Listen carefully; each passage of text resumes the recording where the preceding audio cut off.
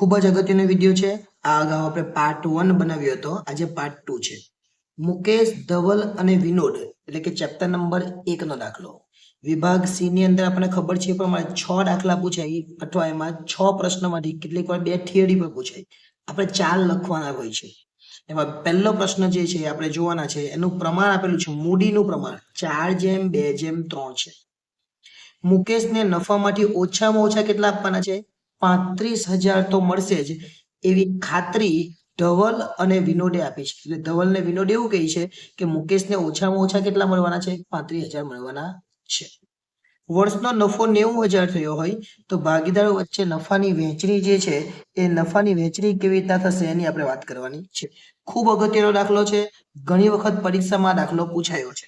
એટલે કેવી રીતે દાખલાને ગણવાનું, તો સૌપ્રથમ આપણે નામ લખવાના, જે નામ છે વિગત, ત્યાર પછી પહેલું છે મુકેશ, ત્યાર પછી ધવલ અને ત્યાર પછી વિનોદ, અને છેલ્લે લખી દેવાનું કુલ। મુકેશ, ધવલ, વિનોદ અને છેલ્લે લખી દેવાનું કુલ। કુલ નફો કેટલો? તો અહીંયા લખવાનું નફાની વહેંચણી, નફાની વહેંચણી, નફો વહેંચવાનો, નફો કેટલો આપેલો છે? 90,000, એટલે અહીંયા 90,000 લખી દેવાના। અને અહીંયા તમે જોઈ શકો મૂડીનું પ્રમાણ આપેલું છે, એટલે કે નફાનું પ્રમાણ આપણને આપ્યું નથી, આપણને કયું પ્રમાણ આપેલું છે? મૂડીનું પ્રમાણ। જો મૂડીનું પ્રમાણ આપે દરેકને નફો કેવો આપવાનો? સરખો સરખો, એટલે 30,000, 30,000 અને 30,000। જો મૂડીની જગ્યાએ નફાનું પ્રમાણ આપેલું હતા તો આપણે વેચવો પડતા, અત્યારે આપણે વેચવાની જરૂર નથી, કારણ કે આપણને કયું પ્રમાણ આપેલું છે? આપણને નફા નુકસાનનું પ્રમાણ નથી, મૂડીનું પ્રમાણ આપેલું છે। નફાની વહેંચણી થઈ ગઈ। પછી એ લોકો એવું કીધું છે કે ઓછામાં ઓછા કોને કેટલા મળશે? તો અહીં વાત કરી છે ઓછામાં ઓછા 35,000 મુકેશને, એટલે મુકેશને એ મળવાના 35,000। મુકેશને કેટલા મળવા જોઈએ? 35,000। એટલે ખરેખર નફાની વહેંચણી આવી થઈ, ખરેખર નફાની વહેંચણી એટલે કે 35,000 મળવા જોઈએ, એની જગ્યાએ કેટલા મળે છે? 30,000 મળે। તો 30,000 મળે એનો મતલબ કે 5,000 તમારે વધારે આપવા પડે, તો 30 ને 5 કેટલા થઈ જાય? 35 થઈ જાય। પણ આ 5 આપે કોણ? તો આ બે વ્યક્તિ જે છે એ 5,000 આપશે, પણ પ્રમાણ તો આપેલું નથી, એટલે આ 2500 આપશે અને આ 2500 આપશે। બંને કેટલા આપશે? 2500 2500 આપી દેશે। હવે 28 માંથી 2500 ને બાદ કરવાના, સોરી 30 માંથી 2500 ને બાદ કરવાના, એટલે 27,500, અને આ 30 માંથી બાદ કરે એટલે 27,500। એટલે આપણને શું પૂછેલું? ભાગીદાર વચ્ચે નફાની વહેંચણી, તો જે મુકેશ છે ને 35 મળે, ધવલને 27,500 અને વિનોદને 27,500। અને અહીંયા શું લખવાનું? આપવાની કે લેવાની થતી રકમ, આપવાની કે લેવાની થતી રકમ, બસ આટલું જ કરવાનું છે। આ દાખલો એકદમ સારી રીતે અને તમે પૂરા માર્ક્સ આની અંદર મેળવી શકો।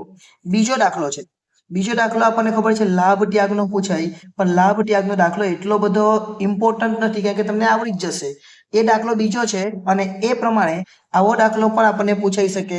અહીંયા નફા નુકસાનની ઉધાર બાકી આપેલી હોય, ત્યાર પછી આ ત્રણ જે છે એની જમા બાકી છે, અને અહીંયા નફા ભાગ છે, તો નફા ભાગ એટલે કે ત્યાંથી ભાગી જવાનું, આ લખવાનું નથી, લખવાનું નથી, કેમ કે એ વહેંચાય નહીં, એને વહેંચવા નથી, કાં લખવાનું? એને દેવા તરીકે નવા પાકા સમયમાં મૂડી દેવા બાજુ લખવું પડે, એટલે આની આમનોન થાય નહીં। અને આ છેલ્લે 21,000 આપેલા છે, એને હવાલામાં જોઈને 6,000, એટલે 21 માંથી 6 જાય તો એના કેટલા વેચવા પડે? 15,000 વેચવા પડે, એટલે દાખલો પૂરો થઈ જાય। આ ઉધાર બાકી છે એને જમા કરી દેવાનું, આ બંને જમા બાકી છે એને ઉધાર કરી દેવાનું, એટલે આપણું કામ પૂરું થઈ જાય। પહેલી આમનોન લખવાની, આપણે નફા નુકસાન કૌંસમાં ઉધાર બાકી છે ને, એટલે નફા નુકસાનને જમા બાજુ પર લખી દેવાનું। નફા નુકસાનને ક્યાં લખવાનું? જમા બાજુ પર લખવાનું, અને જમા બાજુ પર લખવાની એટલે આમનોન શું આવશે? નફા નુકસાન જમા થવાનું, અને ભાગીદાર કોણ છે? તો ભાગીદાર બે છે, અલય અને સંકેત, એ શું થવાના? ઉધાર થવાના। એટલે પહેલી આમનોન આવશે અલયના, અલયના મૂડી અથવા ચાલુ ખાતે, ખાલી મૂડી લખે તો પણ ચાલે, આપણે મૂડી અથવા ચાલુ ખાતે લખવાનું ઉધાર। અલય પછી કોણ છે? સંકેત, લખવાનું સંકેતના મૂડી અથવા ચાલુ ખાતે ઉધાર। અને આ જે નફા નુકસાનની ઉધાર બાકી છે તો એને શું કરી દેવાનું? આપણે જમા બાકી કરી દેવાનું, તે નફા નુકસાન ખાતે, તે શું લખવાનું? નફા નુકસાન ખાતે। નફા નુકસાન કેટલું છે? તો નફા નુકસાન છે 18,000, તો આપણે 18,000 લખી દેવાના. અને એમાં પ્રમાણ આપેલું છે કે જોઈ લેજો 2:1 છે. કેટલું પ્રમાણ છે? 2:1. એટલે 18,000 ને 2:1 ના પ્રમાણે વેચે તો 12,000 અને 6,000 આવે. જો 2:1 એટલે 18,000 છે ને એને ભાગ્યા કેટલા કરવાના? 2 ને 1 કેટલા? 3. એટલે કેટલા આવે? 6,000 આવે. હવે 6,000 ગુણ્યા 2 પહેલામાં, 6,000 ગુણ્યા 2, 6,000 ગુણ્યા 1 એ બીજામાં. આ રીતે લખી લો. હવે આ અનામત ભંડોળ એની જમા બાકી કહેવાય, કેમ કે એની ઉધાર છે આમાં. બાકીની બંને કઈ બાકી કહેવાય? જમા. તો અનામત ભંડોળને શું કરવાનું? ઉધાર. બીજી આપણે અનામત ભંડોળ ખાતે ઉધાર. 2 આમનો લખે તો પણ ચાલે, પણ આપણે 3 લખવાની, કેમ કે 3 માર્ક્સ છે એટલે. અને આ જે બંને ઉધાર કરેલું એ બંનેને શું કરી દેવાનું? જમા કરી દેવાનું. તે અલયના મૂડી અથવા ચાલુ ખાતે અને તે સંકેતના મૂડી અથવા ચાલુ ખાતે. હવે જ્યારે આવું પૂછે ને એમાં બાબતજીની જરૂર નહીં એવું લખેલું જોઈએ, એટલે બાબતજી આપણે આમાં કરવાની નથી, ચિંતા નહીં કરવાની. ચાલો આમાં કેટલા છે? 27,000 છે. એટલે 27,000 પહેલા તો અહીંયા લખી દેવાના. અને મેં તમને કીધું 2:1 એટલે 27 ભાગ્યા કેટલા કરવાના? 3. એટલે 9,000 આવે. 9 દુ 18,000 એટલે પહેલામાં, અને 9 1 9 એ બીજામાં. 18 ને 9 27 વેચાઈ ગયા. આ રીતે આપણે 27 ની વહેંચણી કરવાની. દાખલા નંબર આ જ દાખલો પણ ત્રીજો પોઈન્ટ. કારીગર અકસ્માત વળતર ભંડોળ 21 છે. 21 માંથી આ હવાલાના 6 બાદ કરો એટલે 15 વધે. 15 ને વેચવાના. સેમ આમ નોંધ. કારીગર અકસ્માત વળતર ભંડોળ ખાતે ઉધાર. અને તમે આમાં જ લખી દો તો પણ ચાલે, આપણે 3 લખી દેવાની. કારીગર અકસ્માત વળતર ભંડોળ ખાતે ઉધાર તે અલયના મૂડી અથવા ચાલુ ખાતે અને તે સંકેતના મૂડી અથવા ચાલુ ખાતે. રકમ કેટલી મેં વેચવાની કીધી? રકમ વેચવાની કીધી તમને 15,000.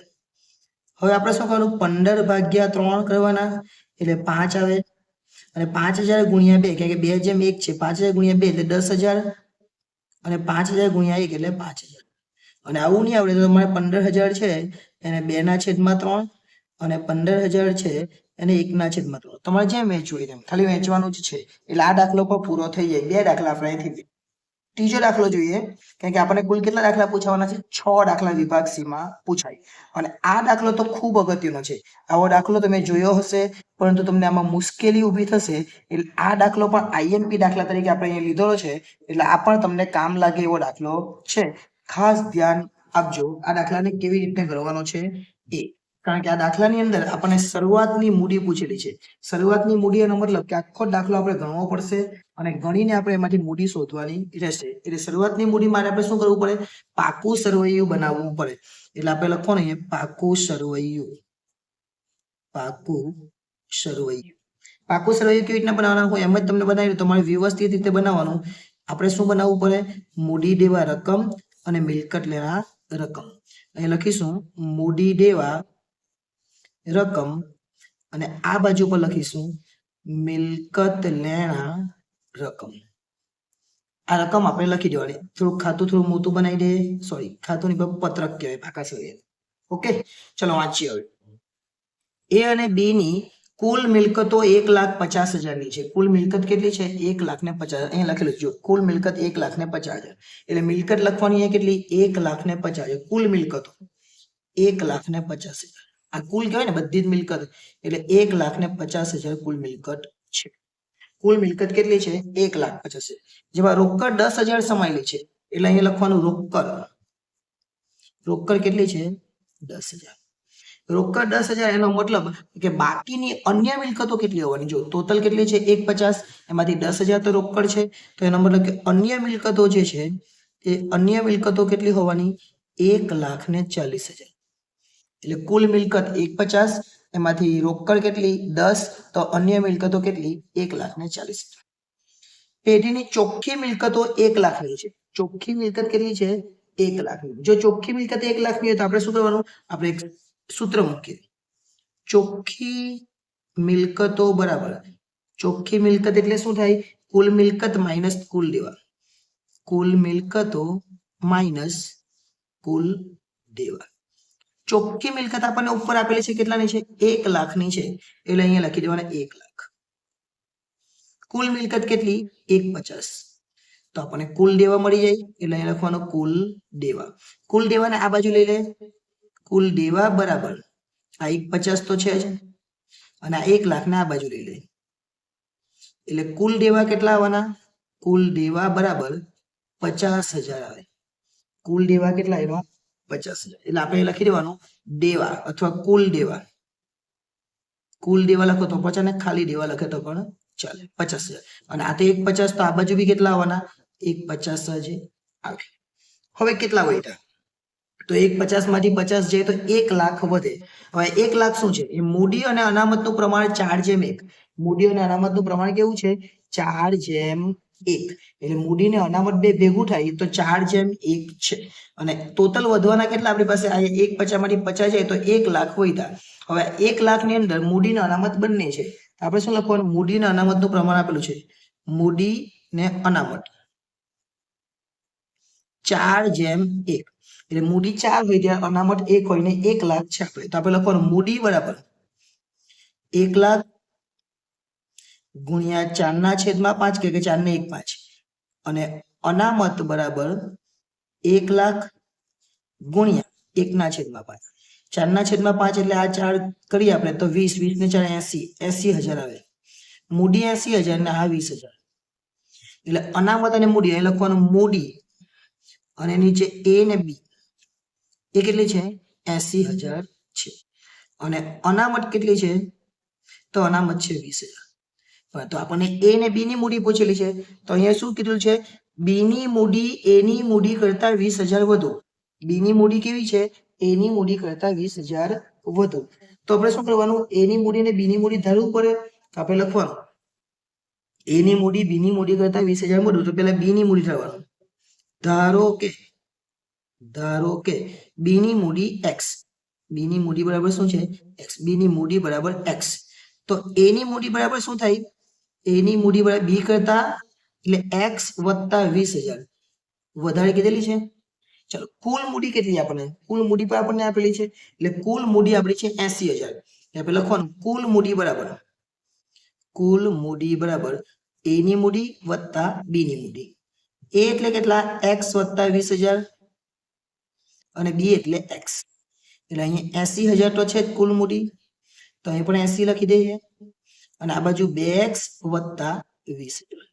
80 માંથી આ બાજુ 20 બાદ કરીએ, એટલે પેલી બાજુ આ બાજુ 80 માંથી 20 જાય તો 60,000, અને આ બાજુ 2x, એટલે 60/2 બરાબર x. એટલે x બરાબર કેટલા આવે? 30,000. અને x એટલે કોણ? બી. બી ની મૂડી કેટલી? 30,000. અને અહીંયા x વત્તા 20,000 એટલે 30 વત્તા 20 એટલે કેટલી? 50,000. બસ આપણને આ પૂછેલું છે કે શરૂઆતની મૂડી શોધો. એટલે 50,000 ને 30,000 એ આપણો જવાબ આવે. એટલે આ રીતે આવો દાખલો પૂછે ને તો આપણે એકદમ સરળતાથી કરી શકો જોઈએ. ચોથો પોઈન્ટ, જે ચોથો દાખલો છે એ પણ ખૂબ અગત્યનો છે. ચોથા દાખલાની અંદર ફક્ત ને ફક્ત આ બાકીઓનો નિકાલ કેવી રીતના કરવાનો છે એની વાત આપણને કરેલી છે. આ અગાઉ જે પાર્ટ 1 બનાવેલો હતો એમાં પણ આવું જ હતું કે બાકીનો નિકાલ કેવી રીતના કરવાનો. તો આ જે બાકી છે પ્રોવિડન્ટ ફંડની, તો પ્રોવિડન્ટ ફંડની બાકીનો નિકાલ કેવી રીતે? પ્રોવિડન્ટ ફંડ શું છે? તો એ લખીએ પહેલા તો પ્રોવિડન્ટ ફંડ. જો આ પોઈન્ટ પૂછાશે એટલે ખાસ ધ્યાન આપજો. પ્રોવિડન્ટ ફંડ શું છે? તો પ્રોવિડન્ટ ફંડ એ જવાબદારી છે, એટલે કે દેવું છે. પ્રોવિડન્ટ ફંડ એ જવાબદારી છે, એટલે વહેંચાય નહીં, એકત્રિત નફો નથી.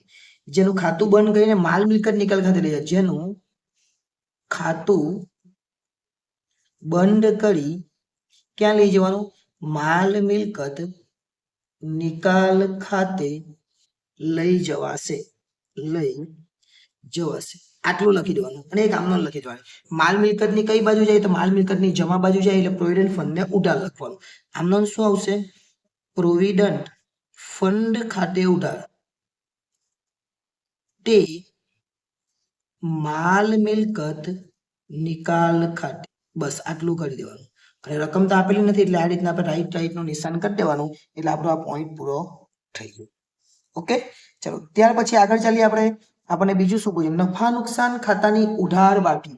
ઉધાર બાકી એટલે નફા નુકસાન ને શું કરી દેવાનું? જમા. અને ઉધાર બાકી એટલે ખોટ કહેવાય. શું કહેવાય?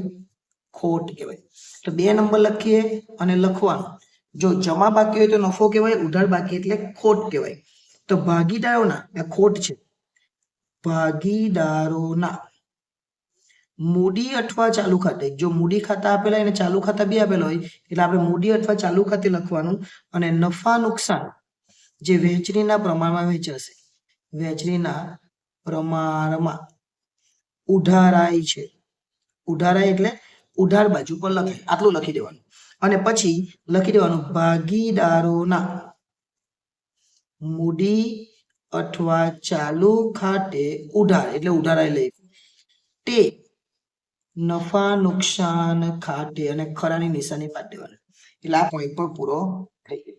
છેલ્લું ઘસારા ફંડ.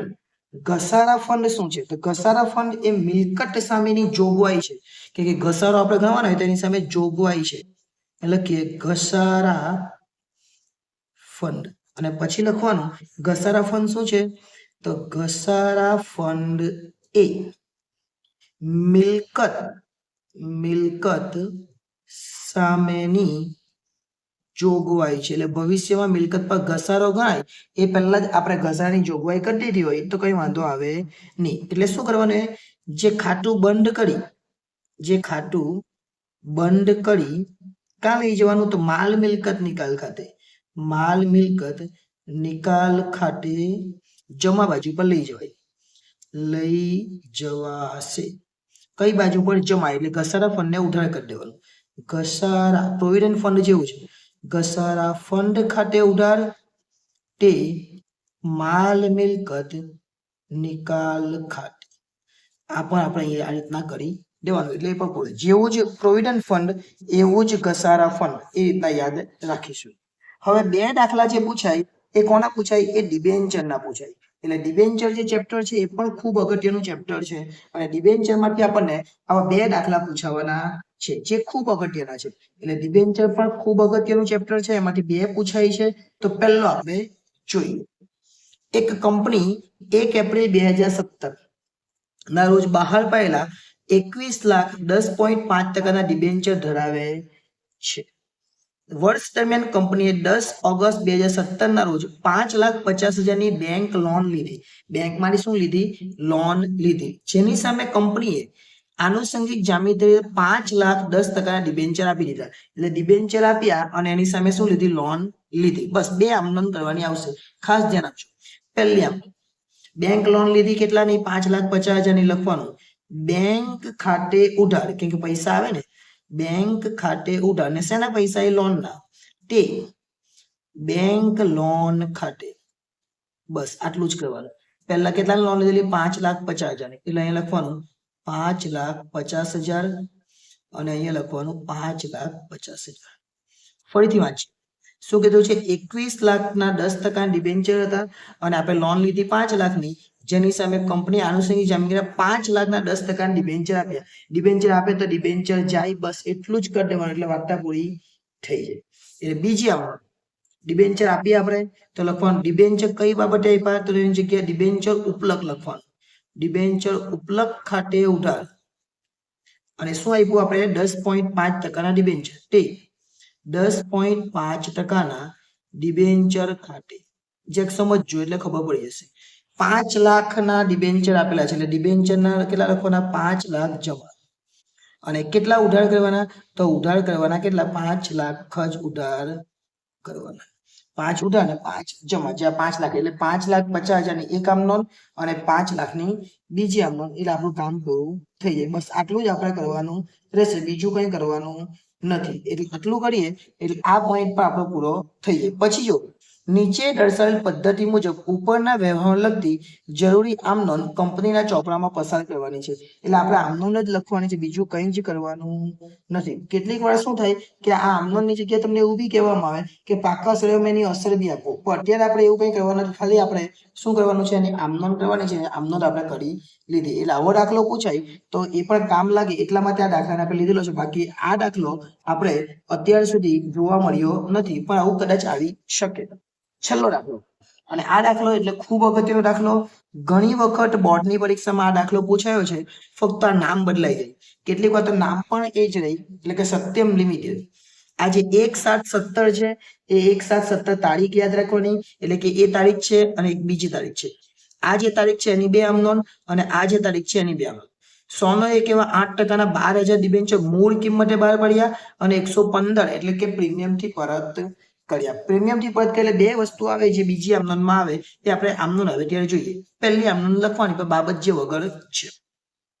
પહેલી આમનોંધમાં તારીખ 1/7/17 1/7/17. પહેલી આમનોંધ આપણને ખબર જ છે, બેંક ખાતે ઉધાર. એટલે ઉધાર લખતો નથી, પછી લખું તે ડિબેન્ચર અરજી અને મંજૂરી ખાતે. અને પછી આટલું આવીએ પછી અહીંયા ઉધાર લખી દઉં એટલે થોડું વ્યવસ્થિત. કેટલા રકમ છે તો 100 એક એવા 12,000 ડિબેન્ચર છે, એટલે અહીંયા લખવાનું 12,000 ગુણ્યા 100 એટલે 12 લાખ ઉધાર અને 12 લાખ જપ. જો વટાવથી બહાર પાડતા રકમ ઓછી થઈ જાય અને પ્રીમિયમથી બહાર પાડતા રકમ વધી જાય. પણ જે બીજી આમનોંધ છે ને એમાં 15 રૂપિયા એક્સ્ટ્રા આવવાના. કેટલા આવવાના? 15 રૂપિયા. એ કઈ રીતના આવે તે જોઈએ. બીજી આમનોંધમાં બી તારીખ આજ લખવાની 1/7/17. જે જમા છે તે ઉધાર, ડિબેન્ચર અરજી અને મંજૂરી ખાતે ઉધાર. જે જમા છે ને તેને જ ઉધાર કરી દેવાનું. અને તે કેટલા ટકાના ડિબેન્ચર છે? તે 8%ના ડિબેન્ચર ખાતે પણ પરત કરે ને તો ડિબેન્ચર બહાર પડતા થયેલ નુકસાનને ઉધાર કહેવાય. એટલે લખવાનો ડિબેન્ચર બહાર પાડતા થયેલ નુકસાન ખાતે ઉધાર. તે 8%ના ડિબેન્ચર ખાતે 8%ના ડિબેન્ચર ખાતે. આ જે જમા છે તે જ ઉધાર, એટલે જમા છે તે ઉધાર કર્યું તેને 12 લાખ જ આવવાના અને ડિબેન્ચર બી કેટલાના છે? 12 લાખના જ છે. પટી ગયું. પણ હવે આ જે ડિબેન્ચર બહાર પાડતા થયેલ નુકસાન કેટલાનું? તો 15 રૂપિયાનું થયેલું. જેટલું નુકસાન એટલું જ પરત પ્રીમિયમ. તે ડિબેન્ચર પરત પ્રીમિયમ ખાતે 15 રૂપિયા એટલે 12,000 ગુણ્યા 15 આપણે કરીએ એટલે 1,80,000 આવશે. શું કરવાનું? 12,000 ડિબેન્ચર અને 15 રૂપિયાનું પ્રીમિયમ એટલે 1,80,000. જેટલા ઉધાર એટલા જ જમા. જેટલા ઉધાર એટલા જમા. આ બીજી આમ. હવે ત્યાં ત્રીજી આમનોંધ લખે ને ત્યાં રકમ પાછી હવે જે આ આમ તારીખ લખી એની જગ્યાએ હવે આ તારીખ લખવાની 30/6/23. એ બે વાર લખવાની 30/6/2023. જે જમા છે તે ઉધાર એટલે 8%ના ડિબેન્ચર ખાતે ઉધાર. 12 લાખ જમા છે તો 12 લાખ જ ઉધાર કરી દેવાના અને 180 જમા છે.